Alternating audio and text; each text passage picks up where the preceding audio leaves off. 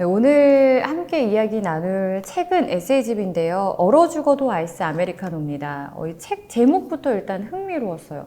나도 얼죽한데? 이러면서 책을 골랐고요. 이 얼어 죽어도 아이스 아메리카노라는 책 제목 안에 작가의 어떻게 보면 좋은 말로 보면 소신이지만 또 단면으로 보면 이제 고집일 수도 있겠다라는 생각을 했어요. 그런 내용이 좀 담겨 있지 않을까. 왜냐면은 그냥 아이스 아메리카노일 수도 있는데 얼어 죽어도 아이스 아메리카노는 사실 사회에서 야, 너 추운데 무슨 아이스 아메리카노야? 이렇게 물어봤을 때 그래도 내 취향은 나는 얼어 죽어도 아이스 아메리카노야. 이렇게 말하고 있는 말이기도 하거든요. 그런 걸 봤을 때 세상 사람들이 어떻게 본다 한들 내가 고집하는 거 그리고 내가 원하는 방향대로 삶을 살아야겠다라는 작가의 내면이 담긴 제목이지 않을까 제가 감히 생각을 해봤습니다. 이 책을 보면서 작가가 되게 솔직한 사람이구나 라는 걸 저는 느꼈습니다. 우리가 때로는 인생이 되게 고단하고 씁쓸하고 쓸쓸하고 고독하고 또 내가 누군가에게 서운한 감정을 막 얘기하기도 조차 너무 구차한 거야. 너 진짜 그때 내가 서운했어 라고 하는 거부터가 나 왜 이렇게 찌질하지? 이런 생각을 할 때가 있잖아요. 그런 감정들을 담담하게 모두 다는 아니겠지만 그래도 되게 많은 부분을 솔직하게 풀어내고 있구나라는 생각이 들어서 작가님의 일기장을 본 듯한 그런 느낌이 들었습니다. 만약에 나라면 내가 책을 쓸 때 이렇게 솔직하게 감정을 드러낼 수 있을까라는 생각을 해봤는데 되게 어려울 것 같다는 마음이 들었어요. 그래서 작가는 아닌 것처럼 자신이 얘기했지만 되게 강한 사람이고 용감한 사람이고 용기 있는 사람이구나라는 생각이 들었습니다. 그러면서 나만 이런 생각을 하면서 사는 게 아니네 라는 위안도 얻었고요. 무엇보다 이 작가님이 아이가 있더라고요. 아이를 키우는 아기 엄마이자 이렇게 글을 쓰는 프리랜서로서 활동하시는 분인 것 같은데 저는 이제 아기가 생긴 이후부터 아기 엄마가 하는 모든 일들은 다 멋져 보여요. 다 응원해주고 싶고 공감이 가고 그래서 그런 부분에서 되게 많이 힘들었을 텐데 육아를 하면서 글을 쓴다는 거 자체가 되게 많이 힘들었을 텐데 멋진 분이시다, 대단한 분이시다 라는 생각이 들었습니다. 근데 내용은 되게 평범해요. 내용은 되게 평범하고 에세이집이어서 쉬워요. 저는 이제 틈틈이 바쁜 일정 속에서 틈틈이 책을 읽으면서 이틀밖에 걸리지 않았던 것 같아요. 그러니까 정말 몇 분 짬내서 읽고 이렇게 다 읽었던 게 이틀밖에 걸리지 않았는데 책을 워낙 좋아하시는 분들은 몇 시간 만에 굉장히 금방 읽히실 책일 것 같습니다. 어렵진 않아요. 어렵진 않은데 그 감정이 우리가 나만 못나서 그런 건 아니었구나라는 위로를 받을 수 있다는 거에 이 책을 추천해 드리고요. 그런데 이런 분들 나는 사실 인간관계가 어렵지 않아. 왜 그냥 아이스 아메리카노 먹고 싶다고 말하는 게 뭐가 어때서? 굳이 따뜻한 걸 마셔야 돼? 이런 고민을 해야 돼? 내가 이걸 하고 싶어서 하는데 어때서? 이런 쿨하신 분들이 있잖아요. 원래 자기 주장이 되게 확실하고 소신발언도 잘하시는 분들, 인간관계에서 시원시원한 쿨하신 분들은 이 책을 읽으면서 약간 갑갑할 수도 있어요. 아니 왜 그렇게까지 고민해야 돼? 왜 그렇게까지 나의 커리어를 신경 쓰고 남의 시선을 신경 써야 되면 좀 답답해 하실 수 있지만 저는 그렇게 생각해요. 독서의 묘미라는 게 나랑 다른 사람의 이야기도 이럴 수 있겠구나 수긍을 하는 것이 되게 매력적인 시간이라고 생각을 해서 나랑 다른 부류의 성향의 작가의 책이라도 보시면서 나는 쉬운데 누군가에게는 이런 관계가 이러한 일들이 되게 벅차고 힘든 부담되는 일일 수 있겠구나 라고 생각을 하시면 또 이 책을 읽을 때 재밌게 읽지 않을까 싶습니다. 그래서 역시 이제 공감이 되는 부분들 그리고 공유하고 싶은 에피소드들을 제가 이렇게 표시를 해왔고요. 그 소제목이 온전히 나를 이해하는 것부터라는 소제목의 내용인데 이 작가는 나에게 이유 없이 주는 귀인들, 좋은 사람들 있잖아요. 그게 너무 부담스러운 거예요. 그래서 그냥 주는 거야 이렇게 말하는 귀인을 닥달했대요. 왜? 뭐 때문에 그렇게 잘해주는 거야? 그럼 결국은 귀인이 제풀에 지쳐 슬그머니 마음을 이제 돌리면 역시 그럼 그렇지라는 말로 떠나는 이에게 이제 비난을 쏟아부었다 이렇게 얘기를 하는데 제 동생이 생각났습니다. 제 동생은 호의받는 걸 되게 부담스러워해요. 왜냐하면 받는 순간 언제 갚지? 이거에 대한 부담이 있는 친구거든요. 그래서 언니 어떤 분이 나한테 이것도 해주고 저것도 해줘, 어떤 친구가 나한테 이걸 사줬어 하면은 저는 와 진짜 좋겠다, 고맙겠다 라는 마음이 드는 반면 제 동생은 그래서 내가 이거를 뭐를 해드려야 되지? 뭘로 보답을 해야 되지? 이 보답하는 거에 대한 부담이 있더라고요. 사실 우리가 마음을 전할 때 어떤 대가를 바라는 사람도 뭐 있겠지만 그렇게 다들 대가를 바라면서 주는 건 아닙니다. 단지 내가 그 사람에게 뭔가를 줬을 때 그 사람이 기뻐하는 모습을 상상하면서 주는 분들도 많아요. 근데 그 받는 사람이 굉장히 부담스러워하고 그걸로 인해서 선을 긋고 우리는 그냥 아무것도 주지 말고 받지 말고 그냥 이런 관계로 지냈으면 좋겠어요 라고 하면 대가를 바라지 않고 줬던 분들도 서운할 수가 있는 거예요. 그래서 제가 동생한테 만약에 누군가 너에게 이유 없이 호의를 베푼다면 그냥 그 순간 온몸 표정과 음성과 모든 에너지를 다 고마운 마음으로 드러내면 좋지 않을까? 그래서 와 너무 고마워요. 와 이거 너무 진짜 필요했던 건데 잘 쓸게요 라고 진심으로 고마워해주면 사실 그걸로도 보상이 된 거죠. 그리고 사람 간의 관계에서 너무 기브앤테이크가 되면 언젠간 그 관계 때문에 정말 이게 마음의 짐이 돼서 멀어지는 순간이 오더라고요. 그래서 저는 제가 어떤 걸 받았을 때 바로 주려고 하던 그 습성들을 그 성향들을 조금씩 고쳐나간 것 같아요. 내가 지금 되갚지 말고 두고두고 살면서 갚아야겠다라는 생각을 했어요. 그래서 감사한 그 순간에는 정말 충분히 감사함을 표하고 그리고 꼭 기억해서 그 사람의 어떤 삶 속에 그 사람의 시간 속에 기뻐할 일이 생길 때 내가 진심으로 축하해주고 나도 성의를 표시를 해야겠다. 바로 타이밍을 맞춰서 보답하는 것은 내가 나의 에너지로 표현을 하고 물질적인 보상은 기억을 해서 꼭 다시 나도 줘야겠다라는 생각을 했어요. 그러니까 너무 이 관계에서 조급하지 않았으면 좋겠다는 말을 동생한테 한 적이 있습니다. 그리고 또 하나는 이 호의를 받았을 때 저는 이런 것도 깨닫게 됐습니다. 이분이 뭐 제 선배가 저를 진심으로 축하해주면 너무 감사하잖아요. 그럼 이 마음을, 이 좋은 생각을, 좋은 보상을 내 후배한테, 내 친구한테 해줘야겠다라는 생각이 들었어요. 그러니까 배우는 거죠. 아, 이렇게도 줄 수 있구나. 이렇게도 축하할 수 있구나. 그러면 내가 그 사람하고 관계에서만 서로 축하해주고 주고받고가 아니라 내가 받았던 이 어떤 선물적인, 물질적인 뭔가 베네핏, 혜택과 마음을 다른 사람에게도 줄 알아야겠다는 생각을 했어요. 그래서 이런 말이 되게 멋있었던 것 같아요. 내가 준 이 마음을 나한테 꼭 주지 않아도 돼.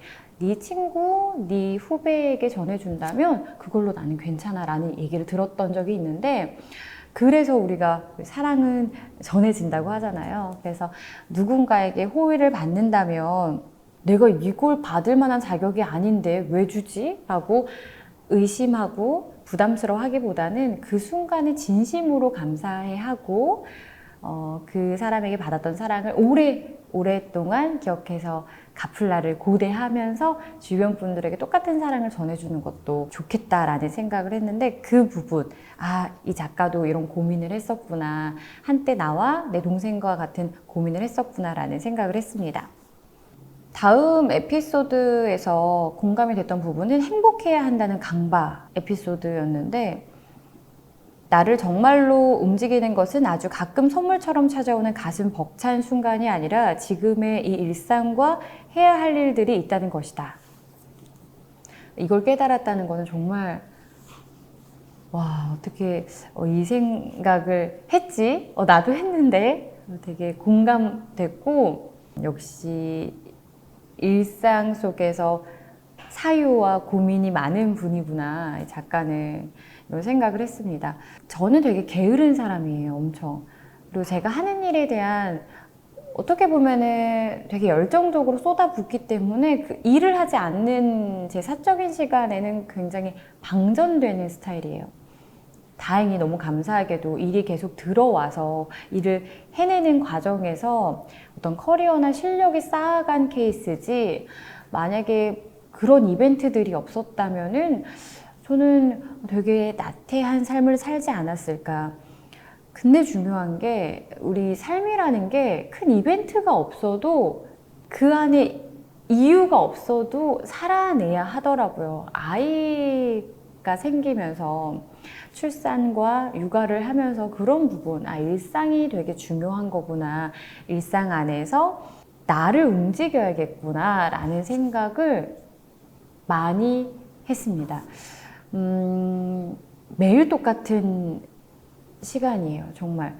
아침에 아기가 저보다 더 먼저 일어나거든요. 그러면 아기가 워낙 아침잠이 많아서 좀 몇 분 혼자 놀다가 이제 깨워요.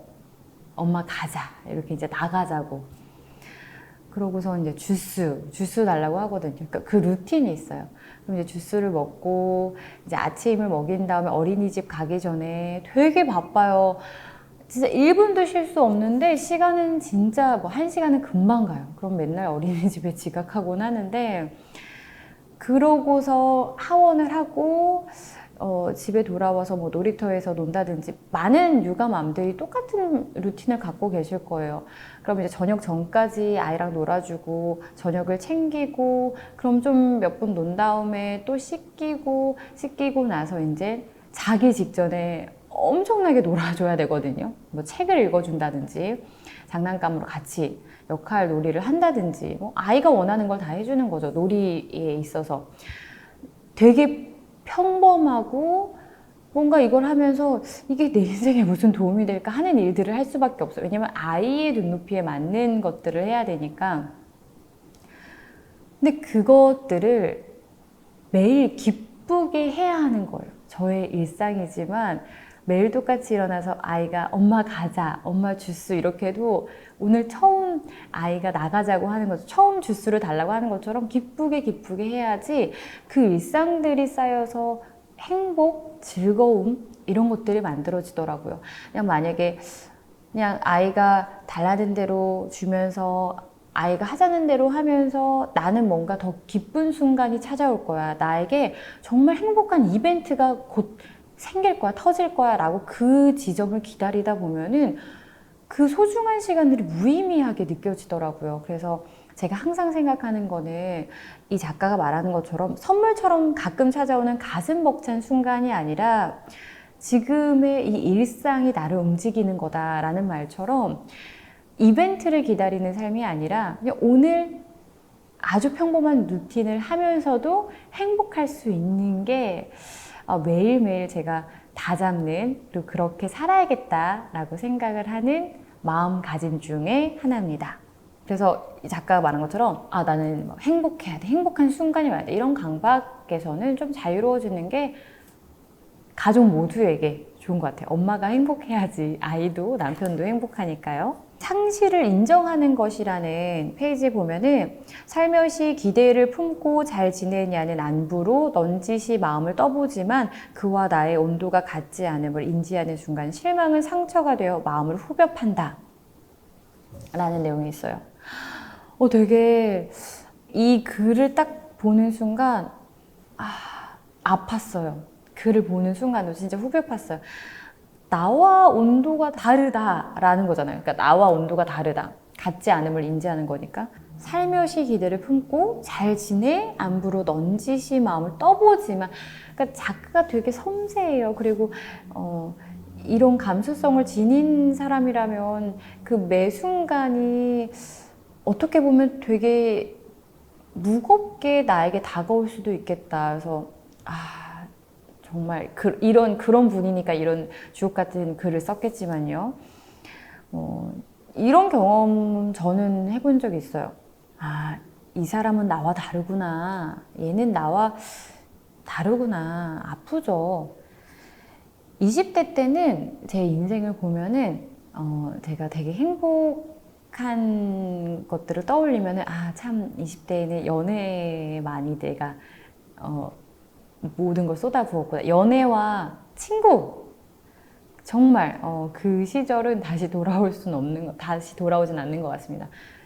그래서 그 20대 때는 연애와 친구에 대한 추억, 에피소드 너무 많죠. 내 인생의 그냥 전부죠. 그쵸? 사랑하는 사람이 전부고 내 친구들이 전부고 그로 인한 많은 추억이 있었죠.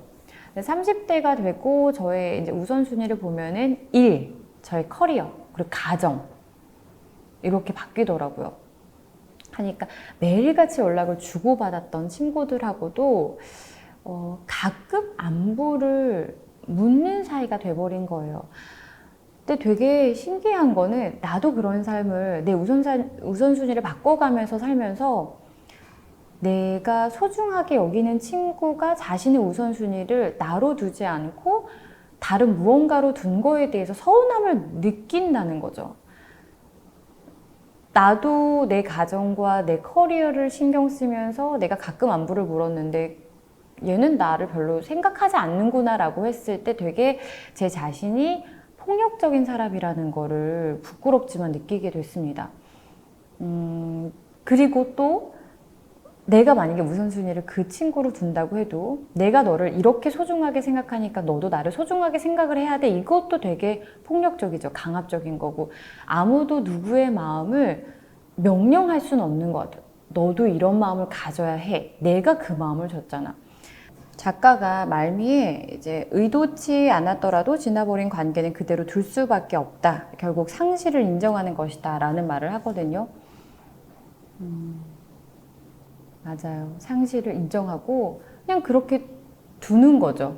내가 어떻게 이걸 해결해야겠다.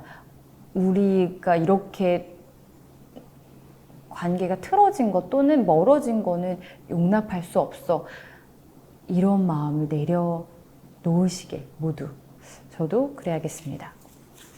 그리고 이제 마지막으로 공유하고 싶었던 그 에피소드 중에 미련이라는 소제목의 에피소드가 나오는데 작가가 이런 얘기를 해요. 미련이란 스치는 기억의 한순간을 잡아 내 앞에 앉혀놓고 그때 왜 그랬냐고 채찍질을 하는 일이며 그야말로 부질없는 일 이렇게 얘기를 하는데 되게 저는 이 표현이 너무 좋았어요. 스치는 기억의 한순간을 그러니까 그 기억의 전체도 아니에요. 그 한순간을 잡아서 내 앞에 앉혀놓고 막 뭐라고 하는 거죠. 제가 많이 하는 행동인 것 같아요. 근데 그 행동이 미련스러운 행동이었다니. 저는 첫째 콤플렉스가 있기 때문에 좋은 언니, 착한 딸 이런 강박이 조금 있어요. 그래서 아무도 시키지 않아도 가족을 위해서 제가 막 수고로움을 자처하고 좋은 곳, 맛있는 거 다 모든 딸들, 자식들의 마음이 그러하듯이 엄마, 아빠 대접해주고 싶고 동생 챙기고 싶고 근데 그거에 대한 뭔가 보상과 내가 이렇게 해줬으니까 정말 수고했다라는 말 한마디 해주면 너무 좋을 텐데 이 가족 간에 따뜻한 말 한마디 하는 게 되게 인색하잖아요. 그러다 보니까 일방적으로 주는 사람 입장에선 쌓이는 거죠. 그러다 보니까 아무도 저에게 강요하지 않았는데 혼자 하고 혼자 북치고 장구치고 다 하는 거예요. 혼자 뭔가 이렇게 딱 일을 벌이고 아무도 알아주지 않음에 이렇게 미련 맞게 그 일에 대해서 내가 이렇게까지 했는데 아무도 알아주지 않고 막 채찍질을 하는 거죠. 부질없는 짓이래요. 이렇게 미련을 두는 게. 그래서 여기서는 또 다른 의미로 내가 하지 못했던 거에 대해서 미련을 두지 말라고 이제 작가가 얘기하고 있지만, 저는 관계에 있어서 내가 이만큼 쏟아부었는데 그 사람은 왜 나한테 이렇게 해주지 않았을까? 그 한순간을 잡아서 막 못 살게끔 막 이렇게 뭐라고 하는 그런 행동을 이제 그만둬야 할 것 같습니다. 서로 지치거든요. 그 상대도 지치고 해주는 나도 지치고. 그래서 역시나 과거에 사는 사람은 화가 많다고 제가 어느 책에서 읽은 적이 있거든요. 그래서 과거에서 좀 벗어나서 나 자신, 그리고 관계로부터의 과거에서 벗어나서 오늘, 미래를 향해 긍정적인 일들을 또 해나가는 게 제 자신을 위해서도 좋을 것 같다는 생각을 했습니다.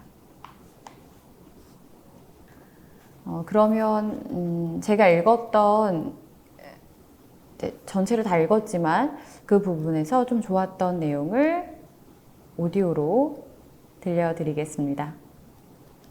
이불킥. 잠에 들기 전 모든 것이 조용해진 밤이면 애써 꾹꾹 눌러 묻어두었던 오래전 기억이 불현듯 떠오른다. 그럴 때면 억지로 닫아두었던 분노가 소용돌이치며 올라와 나는 온 힘을 다해 이불을 걷어찬다. 이제 와서 당사자에게 전화해 그때 왜 그랬냐고 따져 물을 수도 없는 일들.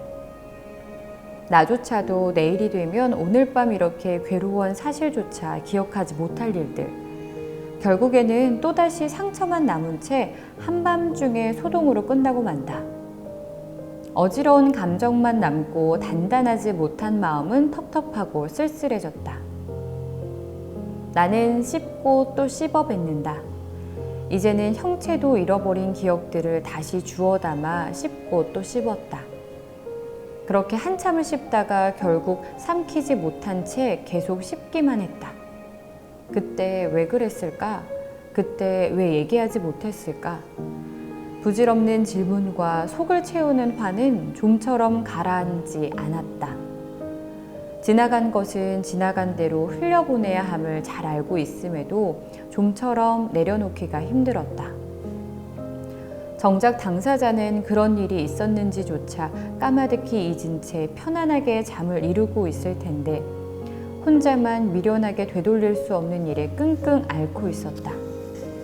이제 그만 지나간 것에 미련 갖지 말고 깨끗하게 흘려보내자. 그래, 그땐 그랬지. 다음엔 그러지 않을 거야. 오늘도 한 걸음 나아간 자신을 토닥이며 시원하게 보내는 거다. 내 안에 밑밥 깔기. 스스로 부족하다는 사실을 인정하는 것만으로도 한결 가벼워질 때가 있다. 도무지 왜 그렇게까지 나를 닥달하며 살았는지 모르겠다.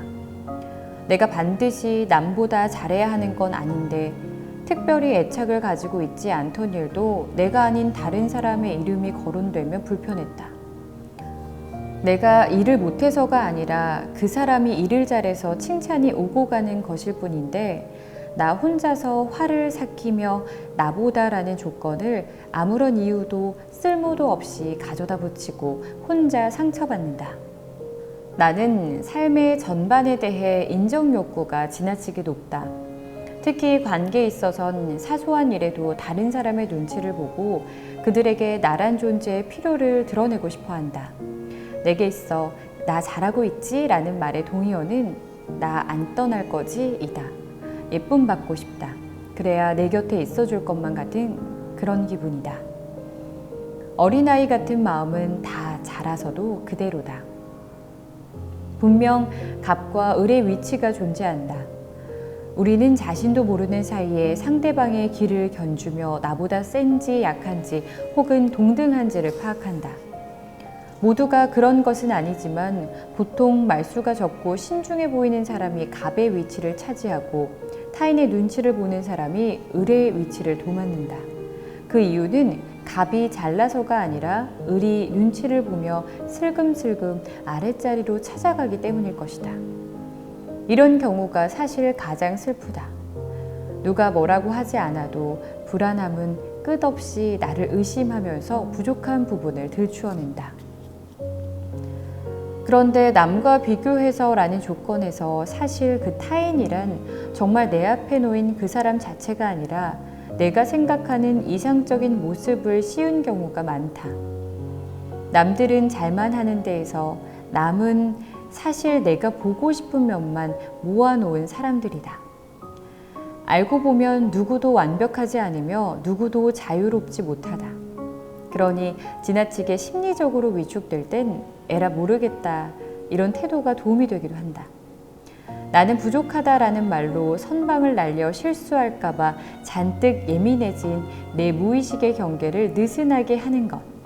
하지만 그 말에 무작정 포기해버리지는 않게 하지만 점점 나아지고 있다라는 말로 후방을 다지는 것, 즉 균형이 필요하다. 나의 부족함에 일종의 밑밥을 깔아두자. 너무 나를 몰아세우다 보면 필요 이상으로 뾰족해지며 지나고 보면 그럴 수 있지라며 끄덕일 수 있는 실수도 유독 크게 느껴진다. 나에 대한 선입견을 잠시 지우고 가만히 들여다보면 잘한 일이 많은데도 못한 일이 다수라 섣불리 판단하는 것처럼 생각을 마비시켜버린다. 그러니 가끔은 기대치를 낮추는 것이 필요하다. 가까운 관계일수록 가까이에서 날 오래도록 지켜보던 친구가 물었다. 왜 그렇게 힘들게 살아? 라고. 그래서 무슨 말이냐고 되물었다. 그러자 친구가 말을 바꾸어 물었다. 뭘 그렇게까지 바쁘게 사냐고. 한참을 고민하다가 이번엔 내가 물었다. 그래서 넌 괜찮아? 라고. 친구는 아무 말도 하지 않았다. 가끔은 서로를 걱정하는 척 뱉은 말에 잔가시가 박혀 꽤 아플 때가 있다. 바쁨에 중독된 듯 보이는 사람들은 슬픔을 잊으려 바쁨을 선택한다. 손과 발을 멈추는 순간 있는 그대로의 나를 바라보는 것이 두려워서 부지런히도 움직인다. 때로는 자학적으로 보이기도 한다. 그런 내게 왜 그렇게 힘들게 사냐는 친구의 말은 아프게 들렸다. 서로를 잘 알고 있는 사이라서 유난히 더 그랬는지도 모르겠다. 가까이에서 지켜봐온 시간이 무색할 만큼 도무지 이해가 가지 않는다는 표정으로, 그리고 조금은 한심스럽다는 숨으로. 가까워서 서로의 취약점까지 잘 알고 있는 우리는 서로를 물고 물었다. 차라리 뭘 그렇게까지 바쁘게 사냐는 말 대신 힘내 또는 밥 먹자라고 말했다면 어떠한 형태로든 지쳐 보이는 사람에겐 그렇게 대수롭지 않게 건네는 일상적인 안부 인사가 더 나았을지도 모른다.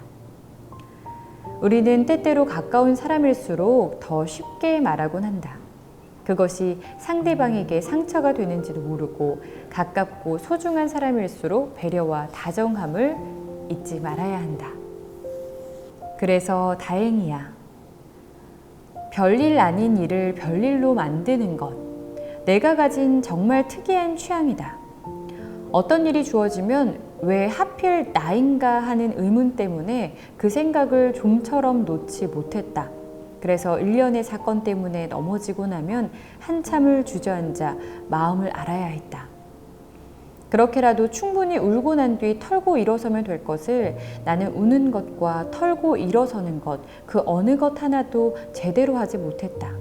그래서 앞으로 걸음을 떼면서도 미련이란 이름으로 자꾸만 뒤를 돌아보며 스스로를 자책하고 미워했다. 결혼 전에 산부인과에서 검진을 받은 적이 있다.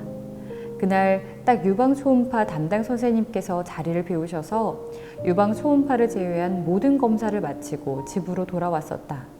그로부터 3년이 지난 어느 날 드디어 첫 유방검진을 다녀왔는데 왼쪽 가슴에 아주 작은 종양이 하나 있다는 사실을 듣게 되었다.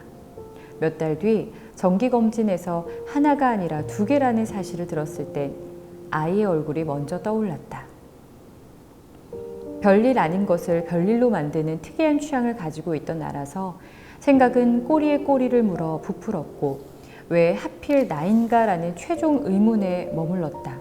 덜컥 겁이 났고 종양 중 악성일 수도 있는 정말 몇 안 되는 확률에 두려워했다.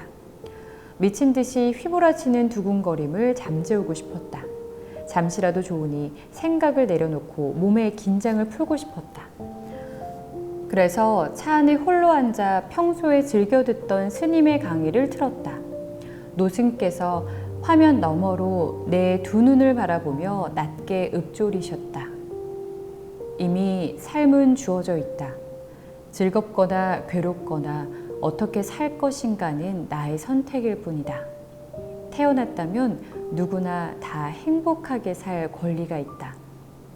이유가 있어서 태어난 것이 아니라 태어났기 때문에 이유가 생기는 것이라는 스님의 말씀에 불안으로 요동치던 마음이 일순간 고요해졌다. 넘어지면 툭툭 털고 일어나면 그만일 뿐 왜 넘어졌는지를 따지고 들 필요는 없었다. 그 일이 왜 하필 나에게 닥쳤냐는 의문은 아무런 의미가 없다. 어쩌면 결혼 전부터, 그러니까 꽤 옛날부터 가슴에 품고 있었던 것일 수도 있고 종양도 세포라 생겨났다가 죽었다가를 반복할 뿐이었다. 게다가 생각보다 많은 사람이 몸에 한두 개 정도의 종양을 가지고 아무렇지 않게 살아가고 있다는 것을 알게 됐다. 다행히도 지금은 상태가 괜찮아져서 추적 관찰이 필요한 종양만 남아있고 나는 온전하게 숨을 쉬며 잘 살아가고 있다. 그러니 이제 내가 할 일은 왜라는 의문을 지우고 정기적으로 검진을 받고 오늘을 조금 더 행복하게 즐기는 것뿐이다. 좋은 사람 곁에 좋은 사람이 모인다. 나만 보면 다른 사람의 험담을 쏟아내는 사람, 물리적으로든 정신적으로든 어떻게든 나를 이용하려는 사람, 가장 소중한 사람을 지나치게 홀대하는 사람, 모든 것을 자신의 아래에 있는 것처럼 여기는 사람. 나는 가까이에 이런 사람이 늘어나면 내게 적신호가 왔다고 여긴다. 한 번쯤은 진지하게 나를 되돌아보아야 하는 몇 가지 중요한 단서가 되는 셈이다. 조금만 각도가 틀어져도 시간이 지나면 길은 완전히 달라진다. 정작 달릴 때는 깨닫지 못한 채 한참을 지나오고 나서야 잘못됐다는 것을 깨닫는다. 시간을 잃어버린다. 사람도 잃고 한때에 잘해보려던 마음도 잃는다. 다시 시작하려는 의지를 다지는 것이 얼마나 고독하고 괴로운 일인지 알게 된 후로 내 나름의 이정표를 만들었다. 지금 내 옆에 어떤 사람들이 함께 하느냐를 통해 제대로 가고 있느냐를 살핀다.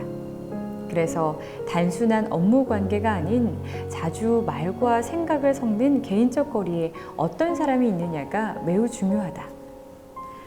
나와 관계하는 사람들을 찬찬히 살펴보면 지금 나의 모습을 짐작할 수 있다.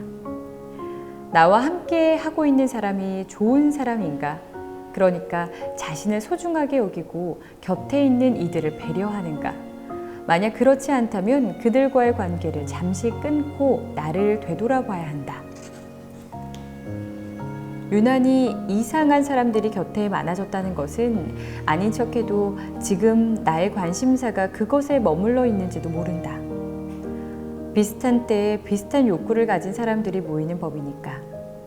혹은 나의 곁에 이상한 사람은 없는 것 같은데 그렇다고 좋은 사람도 없다면 그것 또한 변화의 순간이 왔음을 의미한다.